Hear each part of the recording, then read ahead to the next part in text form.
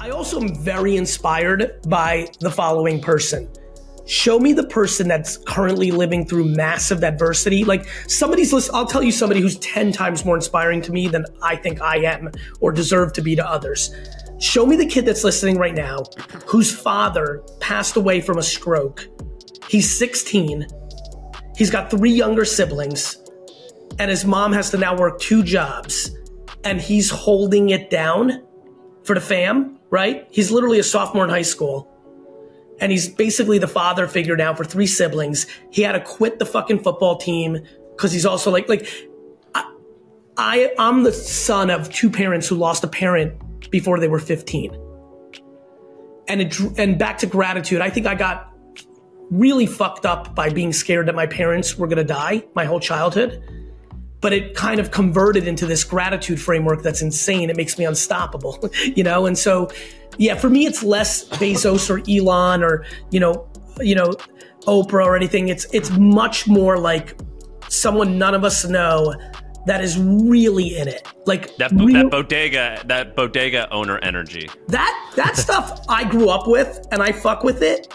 But that person, I think, has it lucky. Back to earlier, our simplicity, like owning your own little business, living within your means, like that's fucking kind of chill. It could be really epic. It doesn't put you on like this podcast, but it's like a great life in a lot of ways. And I see it a lot. I lived it, building my dad's business from 22 to 34.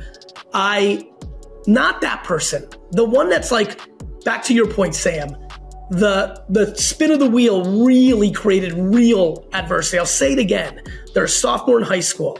They're good at school. They really love football. Like things are going well. Sudden passing of their father. Now they've got to be the father for their 3 siblings. Their mom is taking on an extra job. Like true adversity. Like true and Sean, to finish off that sentence, who I admire, and not a peep of complaining.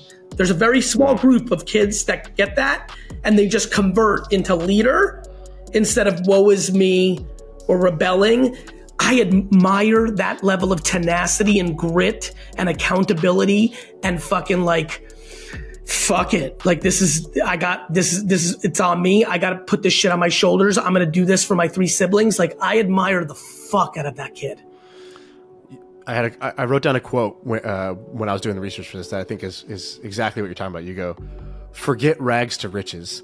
Some people are just rags to rags just so that their kids have a shot at rags to riches, and I respect the shit out of that. I love that quote. That was amazing. Thank you for finding that. I'm really affected by that. Like, Sam really hit it on the head. Like, I hate the word luck because I think that people weaponize it against people that have worked really hard. But I believe in serendipity and luck quite a bit because it's just the way, like I was born in the Soviet Union. Like I got lucky to get out of there when I did.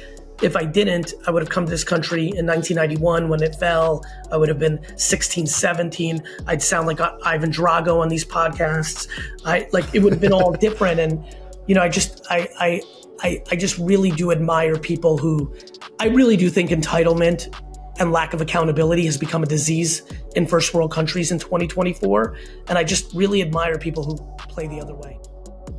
I want to put real pressure on the framework, on the concept, on what's actually happening here, which is we are living through a transitional, transformative technology known as the internet. It is now finally 25 years old and mature.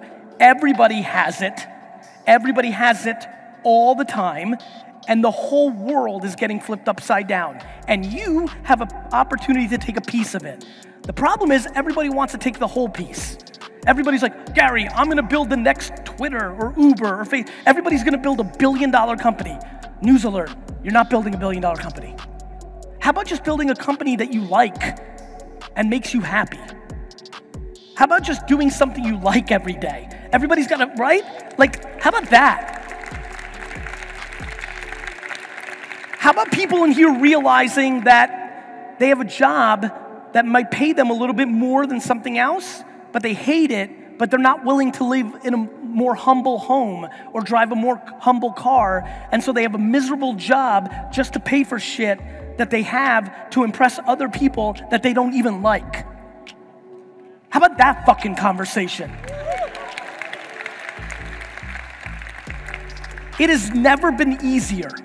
And I don't like using the word easy, but I'm gonna say it. It has never been easier to make $100,000 a year because of this. The problem is everybody thinks you have to make $1 billion. And the problem is nobody has humility to live a $100,000 lifestyle. I think we have to change the conversation in our society.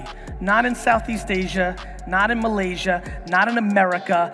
7 billion people need to change the conversation of what success looks like. It is not to make $1 billion. It is to actually wake up in the morning and be in a good mood.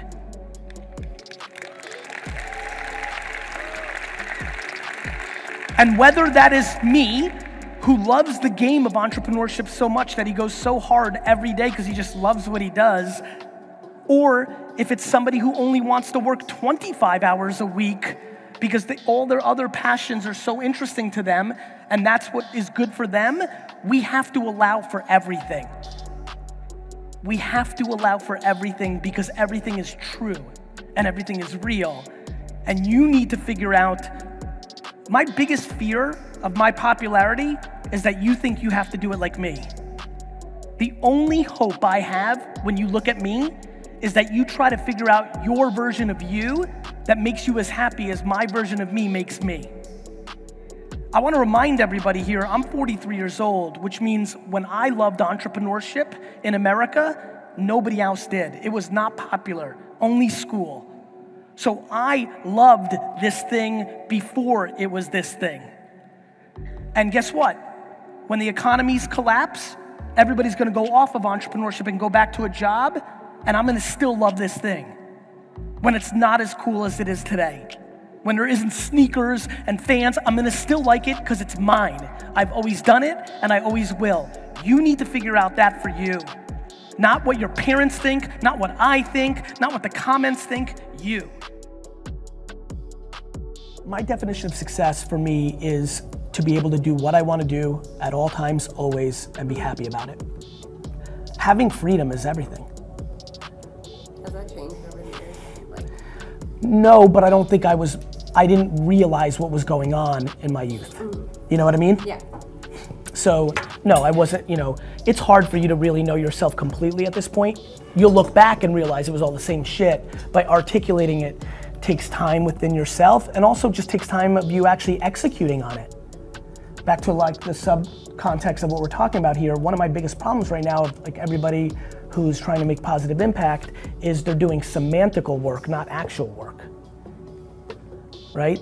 They're jockeying for their personal reputation by what they wear or what hashtag they use, not necessarily what they're actually doing. And if they actually ask them, once they actually embrace the fact that they're being selfish, then they can become selfless. When they're posturing to selflessness and disguising it, their true selfishness, they're losing, because that will play out. And that is the vulnerability of being over woke. Yeah. That's the vulnerability. And the reason I like saying them out loud is because people aren't saying that part out loud, which then doesn't allow a lot of this good to actually be effective. And then it starts getting into delusion. There's so much I love about, making the world a better place, but it has to be practical. Like I would be thrilled if the government decides to wipe out all these college debts, but let me promise you what the reaction to that's gonna be. Even worse behavior. Watch what the 27-year-old does when you take $230 off her bill. Like watch what she then does for the next 20 years. It's not gonna be as good as people.